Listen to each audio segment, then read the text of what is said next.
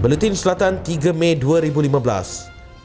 Cari jalan selesaikan kemelut pinjaman bank untuk pemohon RMMJ. Taman Pertanian Kongkong dinaik taraf. Peserta perhimpunan mahu beri gambaran buruk tentang Malaysia. Lelaki rakyat Myanmar ditemui mati dengan tangan terikat. Dan akhir sekali, Mario Gomez bakal ketuai rombakan pasukan JDT2 hingga JDT5. Assalamualaikum dan salam satu Malaysia. Kita mulakan berita hari ini dengan sedikit informasi mengenai ribut petir. Aktiviti ribut petir yang berlaku di Johor Timur, perairan Selangor dan Sarawak dijangka berterusan pagi ini. Jabatan Meteorologi Malaysia dalam satu kenyataan berkata, keadaan itu juga dijangka berterusan di perairan Selat Melaka Selatan, Tioman, Bunguran dan Reef South. Ia boleh menyebabkan angin kencang sehingga 50 km sejam dan laut bergelora dengan ombak mencapai ketinggian sehingga 3.5 meter yang berbahaya kepada bot kecil. Kerajaan negeri akan menyelesaikan permasalahan yang dihadapi oleh pemohon-pemohon di bawah program Rumah Mampu Milik Johor RMMJ ekoran tidak mendapat kelulusan pinjaman daripada pihak bank. Menteri Besar Johor Datuk Muhammad Khalid Nordin berkata, bagi membendung lambakan rumah mampu milik, kerajaan pusat perlu mencari jalan bersama bank negara untuk memudahkan pembeli-pembeli mendapat pinjaman.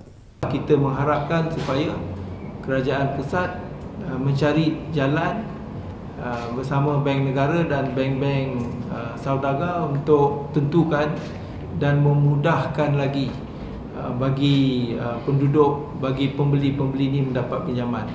Dulu saya pernah cadangkan supaya kerajaan pusat mewujudkan apa dulu yang kita panggil sebagai MBSB yang peranannya dulu bila ditubuhkan ialah untuk membeli semua rumah daripada maju dan dia menawarkan skim sewa beli kepada penduduk, kepada pembeli. Tapi MBSB telah tukar dia punya matlamat.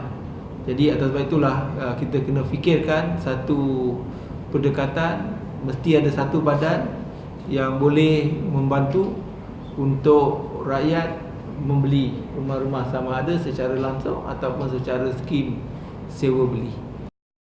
Jelasnya, isu pinjaman bank sentiasa menjadi perhatian kerajaan negeri. Justru beliau melantik Datuk Abdul Latif Bandi selaku pengerusi Jawatan Kuasa Perumahan dan Kerajaan Tempatan Negeri agar sentiasa membangkitkan isu tersebut di peringkat persekutuan agar usaha yang dilakukan oleh pemaju dan kerajaan negeri dapat memenuhi keperluan masyarakat di Johor. Beliau turut menjangkakan sebanyak 6,000 unit rumah mampu milik akan siap ditawarkan kepada pemohon-pemohon di negeri ini. Datuk Muhammad Khalid berkata demikian pada sidang media selepas menyempurnakan Majlis Pecah Tanah RMMJ di Taman Saintex Pasir Gudang. Hadir sama Datuk Abdul Latif Bandi, pengerusi Saintex Berhad, Tan Sri Datuk Muhammad Sharif Muhammad Kasim, Yang di-Pertua Majlis Perbandaran Pasir Gudang, Muhammad Zainal Misran dan Pengarah Urusan Saintex Berhad, Lim Peng Jin. Saintex Kuatari Serian Berhad, anak syarikat milik penuh Saintex Berhad, akan membina 1,420 unit rumah mampu milik dengan nilai pembangunan kasar bernilai RM184 juta di Taman Saintex Pasir Gudang. Daripada jumlah tersebut, sebanyak 873 unit rumah RMMJ dengan harga RM150,000 akan dibina dengan keluasan 1,242 kaki persegi. Sementara 496 unit rumah komuniti Johor akan dijual dengan harga RM80,000 dengan keluasan 860 kaki persegi. Selain itu, 51 unit komersial turut akan dibina di Taman Saintex Pasir Gudang dan dijangka siap menjelang 2017. Selaku pemaju hartanah, Saintex Berhad juga bakal membangunkan 2,000 unit rumah RMMJ di Pasir Gudang dan Senai dalam tempoh 2 tahun akan datang. Johor bakal mempunyai pusat agropelancongan terbaru dan terbesar apabila Taman Pertanian Kongkong di Masai, Pasir Gudang dinaik taraf dengan kos kira-kira RM20 juta dan dijangka siap dalam tempoh 5 tahun akan datang. Pengerusi Jawatan Kuasa Pertanian dan Industri Asas Tani Negeri, Ismail Muhammad berkata, kerja-kerja menaik taraf Taman Pertanian berkeluasan 56 hektar itu akan dijalankan secara berperingkat melibatkan 3 fasa. Memetik laporan utusan online, katanya fasa pertama melibatkan kerja-kerja penambahbaikan kemudahan sedia ada dengan kos RM2 juta menerusi peruntukan khas Timbalan Perdana Menteri Tan Sri Muhyiddin Yassin bermula bulan depan. Fasa kedua melibatkan kerja-kerja pembinaan jalan dan bangunan seminar, manakala fasa ketiga merangkumi pembinaan bangunan kekal. Beliau berkata demikian selepas merasmikan Mini Agro Johor dan Pesta Tanjung Balau Daerah Kota Tinggi di Tanjung Balau. Turut hadir Ahli Dewan Undangan Negeri Adun Penawar Hamimah Mansur dan Pengurus Bahagian Pelancongan Lembaga Kemajuan Johor Tenggara Kejora Rusdi Salim. Ismail berkata inisiatif kerajaan negeri untuk mewujudkan pusat agro pelancongan itu dibuat memandangkan negeri ini khususnya di Johor Bahru masih belum mempunyai pusat seumpama itu yang berasaskan pertanian. Menurutnya, apabila siap kelak, pusat tersebut bukan sahaja menempatkan produk berasaskan pertanian, perikanan dan ternakan, malah dilengkapi dengan pusat rekreasi seperti tapak perkhemahan, tasik dan kemudahan bagi aktiviti sukan lasak All Terrain Vehicle ATV.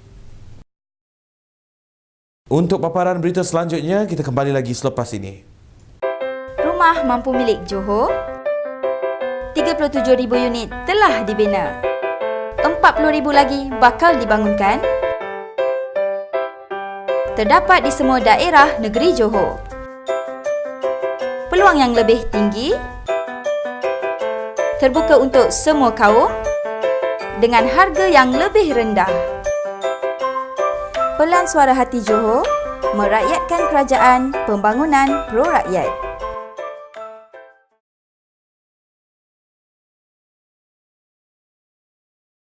Kita kembali semula. Terdapat sekumpulan peserta Perhimpunan Bantah GST iaitu Cukai Barang dan Perkhidmatan di Kuala Lumpur melakukan tindakan yang mahu memberi gambaran buruk terhadap Malaysia seolah-olah Malaysia bukan negara yang aman.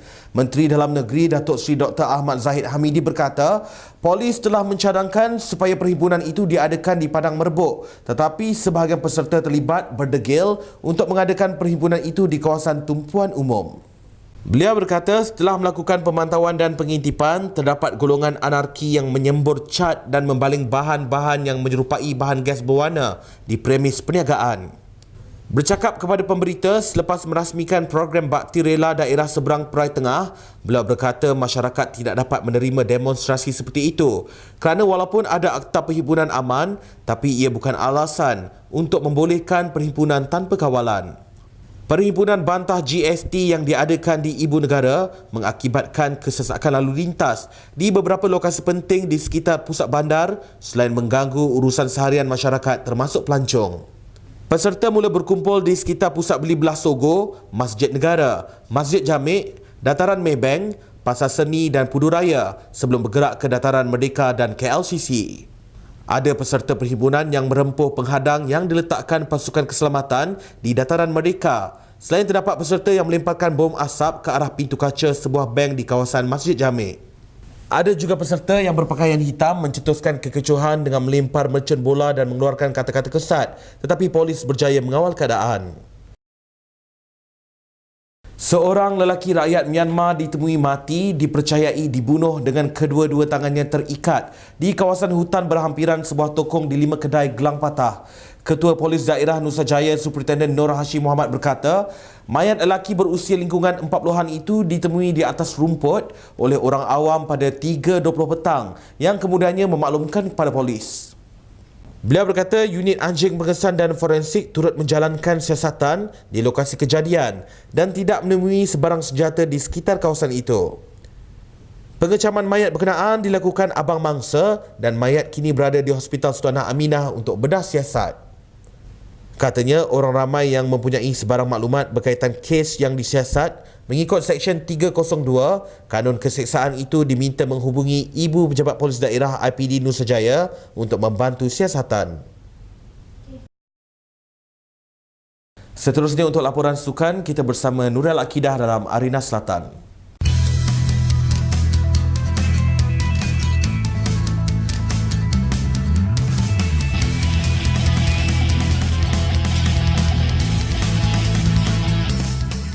Kehadiran Mario Gomez sebagai Ketua Jurulatih baru Johor Darul Takzim JDT turut bakal menyaksikan rombakan bagi pasukan JDT 2 hingga JDT 5 dalam usaha kelab itu menaikkan kembali prestasi kesemua pasukan di bawah naungannya.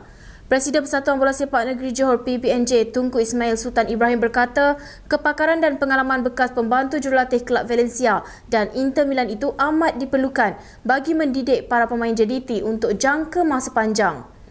Baginda berkata kepakaran Gomez bukan sahaja mendidik pemain, malah bertanggungjawab untuk merombak kembali pasukan JDT 2 sehingga JDT 5. Tunku Mahkota Johor berkata fokus utama JDT sekarang adalah untuk program pembangunan bola sepak di negeri ini dan bukan sekadar menumpukan kepada keputusan semata-mata. Tunku Ismail berkata dengan pengalaman Gomez di pentas antarabangsa, ia bukan sahaja dapat membantu mendidik para pemain tetapi juga mendidik pembantu jurulatih tempatan. Tunku Mahkota Johor turut mengingatkan para pemain supaya tidak berasa selesa dan cepat berpuas hati dengan sebarang pencapaian dan terus berusaha untuk mencapai keputusan yang terbaik dalam perlawanan. Sekian sahaja untuk paparan berita hari ini. Terus mengikuti perkembangan berita kami di www.tvselatan.com.my dan jangan lupa untuk #kawan awak. Salam takzim.